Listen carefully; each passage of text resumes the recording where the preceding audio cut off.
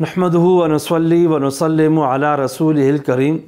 हमारे यहाँ 12 रबीउल अव्वल को उमूमन सरकारी छुट्टी भी होती है, बाज़ार भी बंद होते हैं। वैसे भी आम जो मुलाजिमीन होते हैं उनकी भी छुट्टियाँ होती हैं। बहुत सारे मदारिस हैं वो भी छुट्टियाँ कर लेते हैं। और बहुत सारे लोग ये समझते हैं कि अगर 12 रबीउल अव्वल को दुकान खोली जाए और कारोबार किया जाए तो इसमें नहूसत आ जाती है, बेबरकती आ जाती है। बहुत सारे लोग ये समझते हैं कि 12 रबीउल अव्वल को कारोबार करना ही मना है।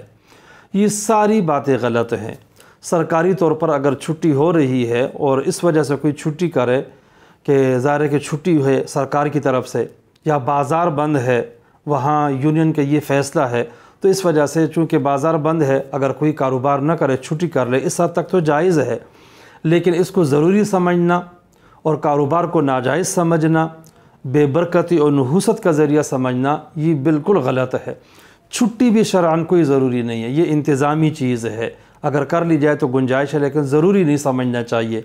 इसी तरह कारोबार और तिजारत को नाजायज़ समझना ये भी गलत है, इसलिए कि 12 रबीउल अव्वल को बिल्कुल कारोबार किया जा सकता है और बहुत सारे लोग करते भी हैं।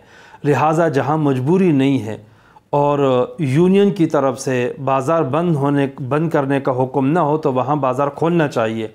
और अगर बाज़ार बंद है तो देहातों में या इसी तरह महल्लों में, शहरों के अंदर भी जो अपनी दुकानें होती हैं और वहाँ पे कोई यूनियन का फ़ैसला लागू नहीं होता, उन सब मुसलमानों को चाहिए कि वो बाकायदा अपनी दुकान खोलें, कारोबार करें, इसलिए कि कारोबार करना कोई मना नहीं है।